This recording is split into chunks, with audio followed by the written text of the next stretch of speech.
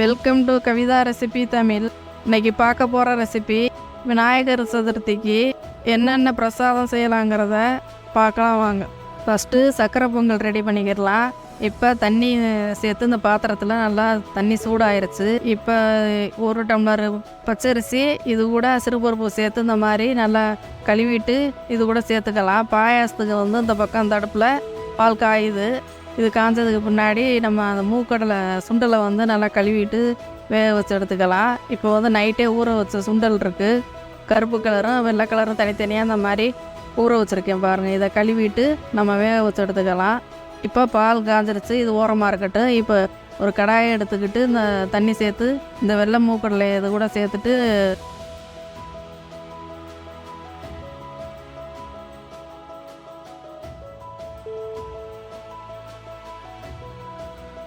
உப்பு தேவைக்கேற்ற மாதிரி உப்பு சேர்த்து வேகட்டும். இந்த பக்கம் கருப்பு சுண்டலை வேக வச்சுக்கலாம். அதுக்கு முன்னாடி இந்த உளுந்தம்பருப்பு வடைக்கு உளுந்து ஊற வச்சுக்கிறேன் அந்த பாத்திரத்தில். இப்போ உளுந்து நல்லா கழுவிட்டு இது ஒரு அரை மணி நேரம் ஊற வச்சுக்கலாம். இப்போ இந்த மாதிரி உளுந்த ஊற வச்சாச்சு.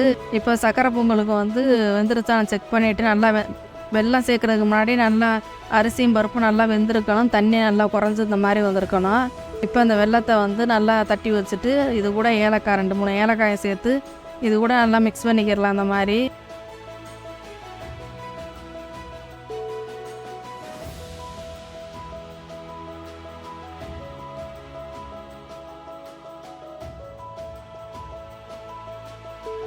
மூக்கடலை ரெண்டுமே நல்லா வெந்துருச்சு. ஒரு 2 பாத்திரத்தில் இந்த மாதிரி எடுத்து வச்சுட்டேன்.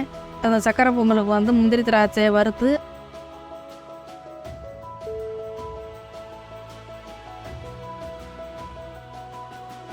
இது கூட கொட்டிக்கிடலாம். அந்த மாதிரி சேர்த்துக்கலாம். இப்போ முந்திரி திராட்சை சேர்த்துட்டு இது கூட நெய் சேர்த்து நல்லா அந்த மாதிரி கலந்துட்டு இப்போ சர்க்கரை பொங்கல் ரெடி ஆயிடுச்சு.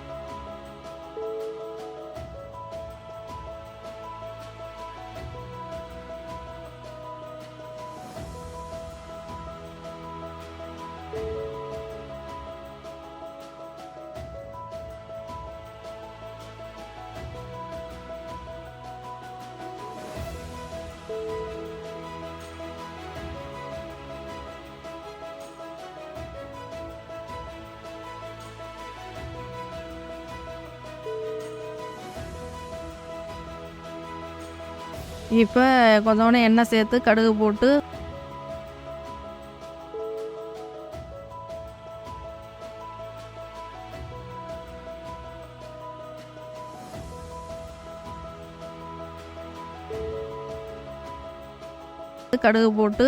கருவேப்பிலை காஞ்ச மிளகா இது ரெண்டுமே சேர்த்துட்டு இந்த மாதிரி பெருங்காயத்தூள் சேர்த்து இது ரெண்டையும் நல்லா வதங்கிட்டு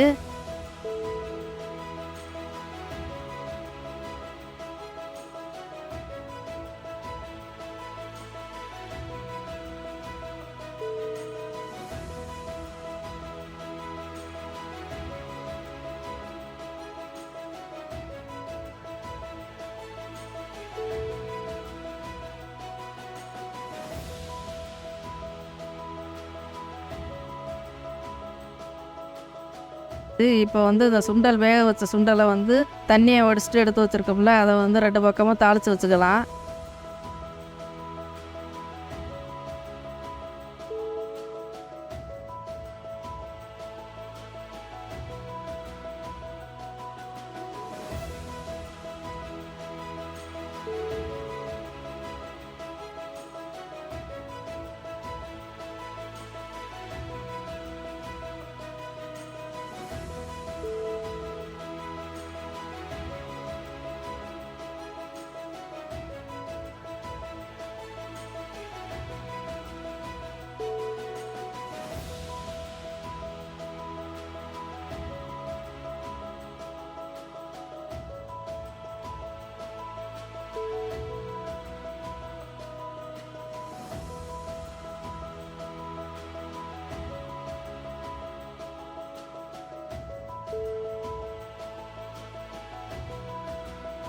தேங்காய் துருவி வச்சுருக்க தேங்காயை லைட்டாக தூவிட்டு இறக்கி வச்சுக்கிறலாம். அந்த மாதிரி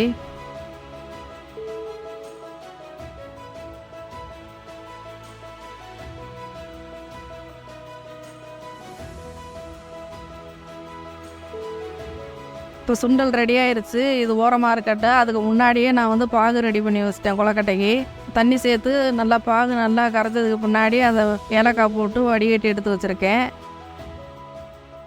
இப்போ கடாயை எடுத்துக்காங்க. அந்த மாதிரி அந்த கடாயில் வந்து அந்த வெள்ளைப்பாகு பாகுபதம் எதுவும் தேவையில்லை. இதை சேர்த்து இந்த மாதிரி நல்லா சூடு பண்ணிவிட்டு இந்த மாவு கொலக்கட்டை மாவு ரெடிமேடாக வாங்கி வச்சுருக்கேன், பச்சரிசி மாவு. அதை சேர்க்கறதுக்கு முன்னாடி தேங்காய் துருவல் அதை சேர்த்து நல்லா இந்த மாதிரி மிக்ஸ் பண்ணிக்கோங்க. இப்போ மாவு நம்ம எவ்வளோ தேவையோ கூட்டி குறைச்சி இந்த மாதிரி சேர்த்து நல்லா இந்த மாதிரி கிளறிக்கிறோன்னா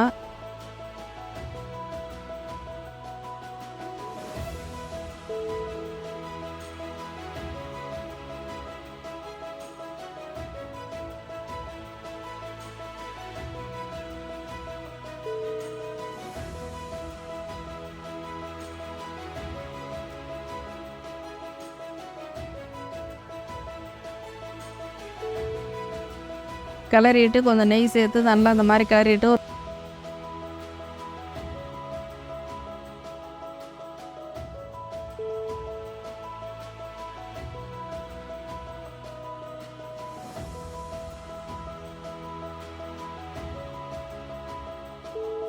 ஒரு தட்டில் மாற்றி எடுத்து வச்சுக்கலாம்.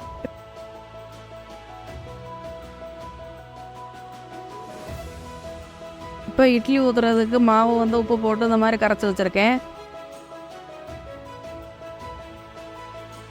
இப்போ மாவு ஆறிடுச்சு. கொலக்கட்டையெல்லாம் எண்ணெயை தடவிட்டு இட்லி தட்டில் இந்த மாதிரி பிடி கொலக்கட்டை தான் செய்ய போகிறேன். இப்போ வந்து இட்லி பாத்திரத்தில் இந்த மாதிரி ஆறுனதுக்கு முன்னாடி இந்த மாதிரி பிடிச்சி வச்சுக்கலாம்.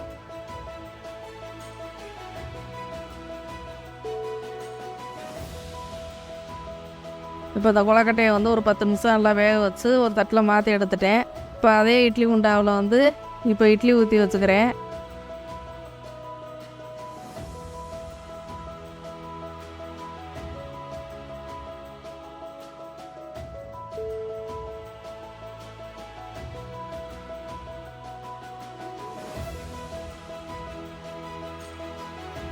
இட்லி நல்லா வந்துடுச்சு. இதை மாற்றி எடுத்து வச்சாச்சு. இப்போ இட்லி வேகிறப்பவே இந்த தேங்காய் துருவி தேங்காய் சட்னிக்கு பச்சை மிளகா பூ உடச்செல்லாம் சேர்த்து அரைச்சி வச்சுருக்கேன். இதை தாளித்து எடுத்துக்கலாம். இப்போ இந்த கடாயில் லைட்டாக எண்ணெய் சேர்த்துட்டு கடுகு உளுந்து போட்டு இந்த மாதிரி பெருங்காயத்தூள் கருவேப்பிலை இதை போட்டு இந்த கடுகு உளுந்தம்பருப்பு பொரிஞ்ச உடனே இந்த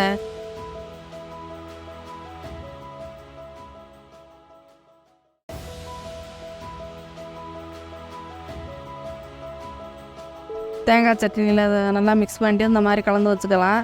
இப்போ வடைக்கு உளுந்தம்பருப்பு அரைச்சி மாவை எடுத்து வச்சுருக்கேன். அதையும் நல்லா வெங்காயம்லாம் சேர்க்கக்கூடாது பிரசாதத்துக்கு. அதனால் பச்சை மிளகா கருவேப்பிலை சேர்த்துட்டு இந்த மாதிரி வடையை 2-3 வடை சேர்த்து இந்த மாதிரி கடை சுட்டு எடுத்துக்கலாம். அந்த மாதிரி பாயாசத்துக்கு அவலை சேர்த்து ஒரு பாயாசமாக பண்ணி எடுத்து வச்சாச்சு. இப்போ பிரசாதம் ரெடி ஆகிடுச்சு. இப்போ விளக்கேற்று சாமி கும்பிட வேண்டியதே. நீங்கள் முழு வீடியோ பார்க்குறதுனா நம்ம சேனலில் ஃபுல் வீடியோவும் போட்டு வச்சுருக்கோம். இப்போ என்ன பிரசாதம் செய்யணுமோ அதெல்லாம் ஃபுல்லாக போட்டு வச்சுருக்கோம். நீங்கள் வீடியோ முழுசாக பார்க்கணும்னா நீங்கள் நம்ம சேனலை பார்க்கலாம் செக் பண்ணி. இந்த வீடியோ பிடிச்சிருந்தா லைக் பண்ணுங்கள், ஷேர் பண்ணுங்கள், சப்ஸ்கிரைப் பண்ணுங்கள்.